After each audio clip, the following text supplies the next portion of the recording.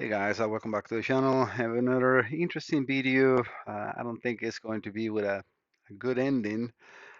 This is a 2004 GMC Sierra 3500 with a 6.6 diesel engine. Why? This is the FICM. So the customer sent me this in the computer because he said he has no communication to the FICM. Um, just to make this story short, it seems like somebody else attempt a repair on this, and I'm not sure if it was because of what they did or what happened before, right? So it's very impossible to know. So as you can see, I got connected. I have even the lines for the CAN bus. There is no communication. Let me turn this off because I also want to warn whoever is working on this. Please be careful. This is a high voltage board that can actually hurt you and possibly kill you. So if you don't know what you're doing, please don't even work on this.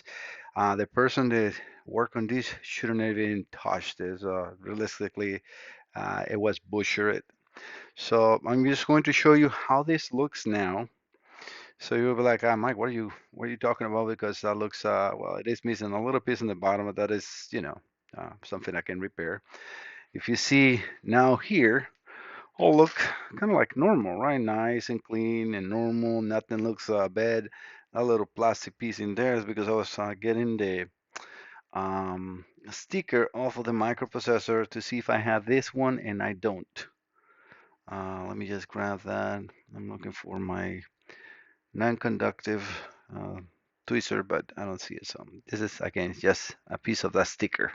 So you see what that is. But everything is looking nice and clean. These are good capacitors. I mean, let me just show you what it was here so you understand what I'm trying to say with like the person who ever worked on this before should not even touch these modules. I have seen a lot of people that wants to learn and wants to or tries to do what I do just because they see me and they think that it is pretty simple. If you're going to touch somebody else's module, at least be honest with yourself and with the customer, because when you end up something like this is a very expensive module. They're over $2,000, and if you can get a manufacturer, sometimes even up to $3,000. So uh, that's why I'm very hesitant to show much of the test that I do or share any information because sometimes people tries to copy and end up damaging things that are no reverse. I do have most of the ICs and not this microprocessor. So this is now most likely a bed board that, or a bed microprocessor that will end up deeming this complete board as not repairable. So let me just show you how this came here first. Give me just 1 second because I want to not show too much of the information of the customer, even though at the end I think it's going to be shown. Where are you? Am I in the correct? Yes. Okay, right here. All right, so this board that you see here, I'm gonna kind of like put it in the same way it's going to be in the picture. So you guys can see that there. So you can see that twisted um, diode. Whoever was working in here left it like that, but I mean, it's not, I don't know, straight. I'm a very, um, I don't know, I got OCD, so I have to keep everything lining up and clean and looking good because it's just the way I am, right? Okay, so you can see this. And also you can see that still this has no paste. It's not ready. So I always, until I'm done, I put the paste to hold this in place because it's vibration and everything. This sits on the back cover. So you want to make sure that you put that on. But yeah, this is what I come up or, when I open this FICM found. I mean, it was just like I said, butcher it. Uh, what are you doing in here?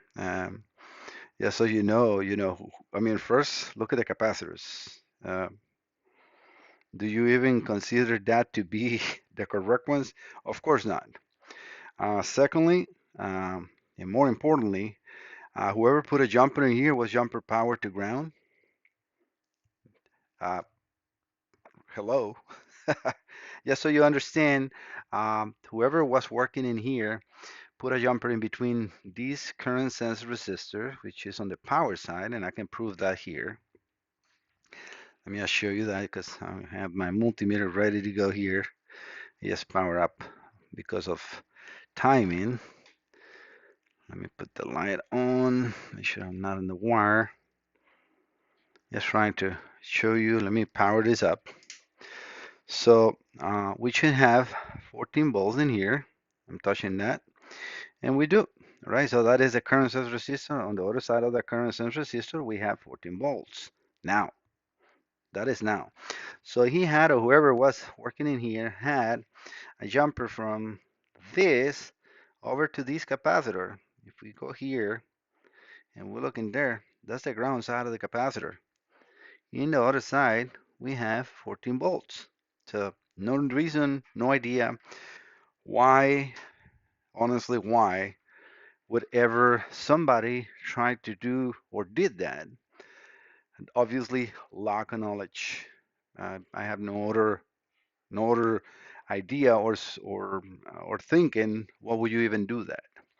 And you can see the leftover of that board. I mean, I remove everything because I need to remove all the junk, as you can see here. And you will see in a second because you can say, well, that how I know that is the same as in there. I will show you in a minute. Um, the other side of the board was looking even worse. Look at all this. If I turn this off, just again, so we work, and even though my math, thermal math is non-conductive, you can see how my repairs look. Like I always mention, when I finish working on a board, I don't care who opens it up later, will not even understand or notice that anything has been done into it because it's all like factory repair. That's it. I will say that anyone that opened this board or would have opened this board would have noticed the butcher and the careless attempt to do a repair. So this is just no, no, no, no, no, no. The part that I also find that is ripped is you see this right here. This is a thermal uh, tape, let's say, or layer. Because in here we got all the drivers, so you cannot leave that in there because when you bolt this to the case, it will just short out immediately. So again, uh, lack of knowledge, and you can see how this was there, and you got the glue in there, so they just put it like that. And I mean, you can see all this amazing work. Um, so as I said, I went ahead and first give it a bath, remove all the junk. As you can see in the process of trying to don't work with all that junk in there and see what I see because with all that garbage in the board and all those wrong capacitors, I couldn't even perform a test.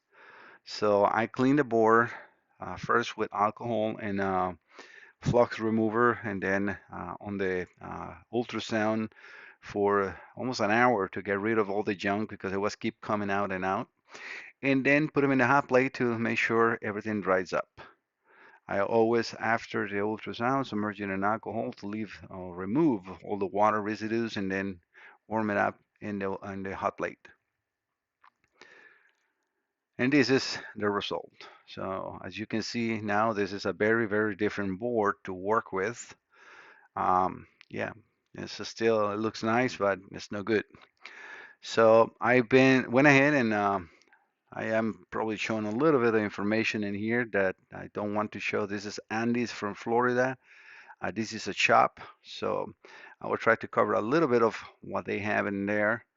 But you see now those capacitors that I have. Yeah, I can flip this over, not a problem. Those good capacitors already installed in here, and now the board looking better. I went ahead and connected over to my, my I just put the name in there. Well, Andy, I'm sorry if I'm sharing your shop, but this is not your mistake, so it's not a problem. I'm also trying to show that this is for you, and so this is now me connected into the curve tracer to do my curve tracer tests. The first test, all the capacitors, or not the capacitor, the injector drivers, the injector pre-driver, they're all good. I passed the test. So that test passed, no problems. This is the result. Again, this is just an image that I have on my curve tracer that I use, but you can see again all the green dots, and that's what I say always for each customer that I do the test. So when it passes. All right, so the next thing is the other side of the board. Again, yeah, right. So you see that flip, and it passed. So this is all green, and those are for the control side of the ground on the injectors in the command coming from the ECM. So, and then went ahead and connected as I have it now here. And this is for just briefly showing that paper so they can see that this is and this is steel. I'm trying to, not show because there is the big number and I think the customer's name may be in there. And I will talk to them before about, posting this online.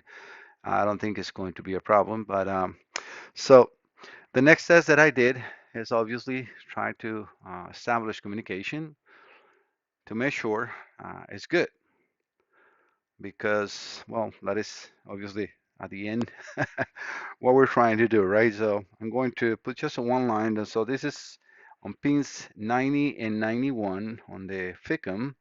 We have a CAN bus. So this is how, the module communicates with the engine computer back and forth. So when I turn this on, yeah, that's it. We not even need to have a scanner connected. So this is a known good that I have saved for my files on my records. And we can see, how we have a CAN bus high and CAN bus low. This is just because of the speed that I have in here, but we can see a good capture. Again, I didn't apply any filter or nothing because all I needed to see it was activity. And we have, 2.5 to 1.5 and 2.5 to 3.5 or so. 2.5 to 4 volts or right. Yeah, 2.5 to 3.5 or something like that, right? Let me see, I can actually measure it in here. Yeah, it's actually going from 2.5 to 3.9 on the red channel, and then from 2.5 to 1.3. Again, without the filter in there, this is just a capture so I can see activity. And that is at the end what I'm looking for to see. I don't have any other picoscope open, so I'm going to run now this. So we have now picoscope is opening up and it's running. The computer is on. So the only one that I have, the only lead that I have connected right now is a red channel. So I'm going to move all this cursor out. And I'm just going to measure what we have as far as voltage. And we do have, as you can see there, 2.5. You can read it better, probably better right there. But we have no activity. So that is concerning because the computer is on. This FICM draws not much amperage when it's just key on. And I can see that as 240 milliamps minus whatever these two boxes and that. So let's say like 200 milliamps. That is around normal. So that is okay. So we have problems. I immediately say, okay, Houston, we have a problem. All right, so again, going out to my save folders and files, which I have a lot of information, my own information. This is nobody else's information. So let me just share a little bit with you what I always read in here. So this is, why is this? Okay, 1 second, because I don't have that on mark. Control, let me just see if I put him onto his, or I'll have it open. Yes, I do. Oof, I thought I lost that. So let me just save. And okay, that's not the picture. Let me go back to the folder. Yeah, okay, perfect. All right, so again, this is my image. We have the voltage regulating area right here on this bottom side of the computer. So I'm just going to go over to the capacitors. What I usually like to check is 5-volt reference, 8.5, 6.7, and then the 47 volts, which at the end are coming from those big capacitors. All right, so let's do that. So what you have, I'm just going to tell you how much I should read, and then let me switch hands.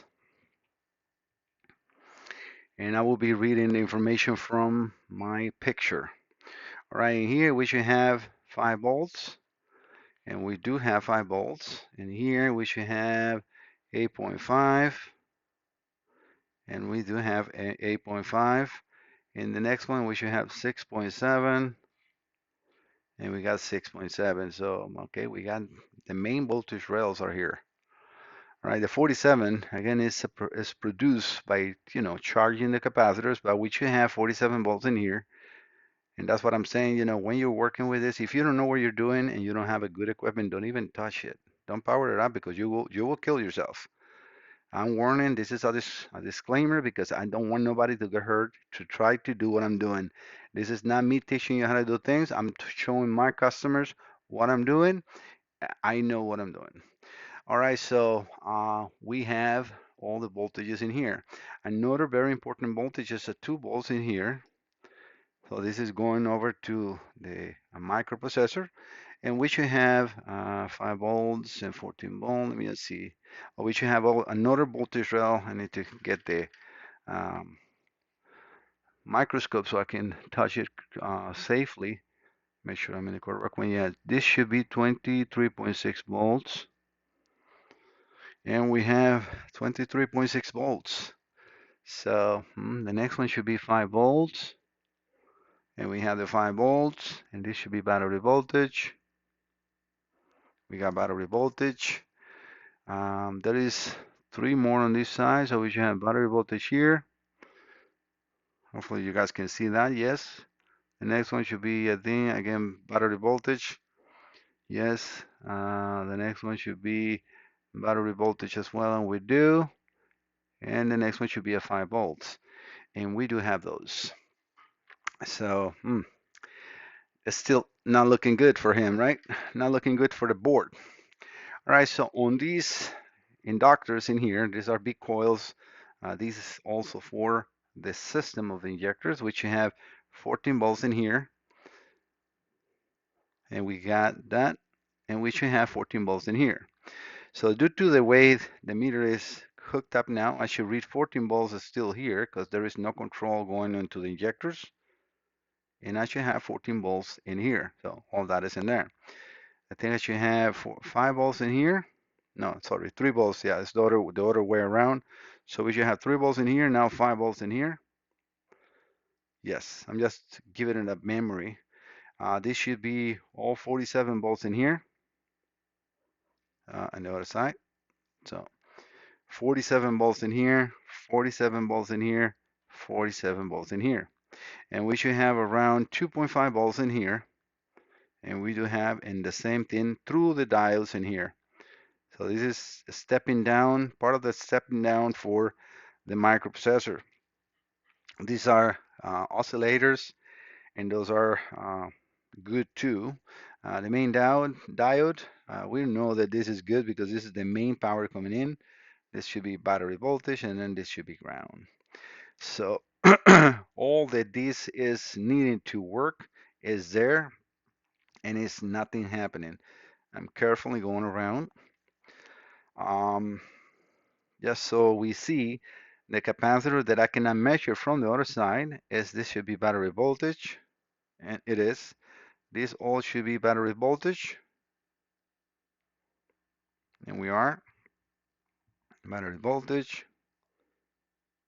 battery voltage, and as I mentioned before, this should be 47.7 volts and 47.7 volts, which we do have it. So Andy, I am sorry, but I try my best with your FICM. As you see, I have spent numerous hours on your board trying to recover it. Um, that is just beyond what I can do. I have to reach a point where I have to stop. and this is will be just a test fee. I will probably remove what I installed to send the module or the board back to you if you want it. But it is a shame because I don't see nothing really major on this board that could have damaged the microprocessor. I have actually so far not seen microprocessor damage on this board. This for me was caused from whoever touched this before it came to me. And yeah, that's why I started the video saying you should not touch what you don't know. First, you can kill yourself, and second, you can destroy a very expensive board, like in this case. All right, guys, thank you so much for visiting the channel. I hope that you see all the information and how much I want to share in here, and why do I not share so much more that I can do on these boards. But I'm trying to prevent others from copying me. Copying me. This is a business, and I'm trying to, make the repairs, not teach others and then hurt my own business, right? But I also want to stress very strongly stress that you should not be touching this because this is a high voltage system. And if you don't know what you're doing, these are special leads. I have even gloves for hybrid if I need to run this, because when this is running, those injectors will even exponentially increase the voltage. All right, guys, thank you so much for visiting the channel. Don't forget to subscribe. See you next time. Bye bye.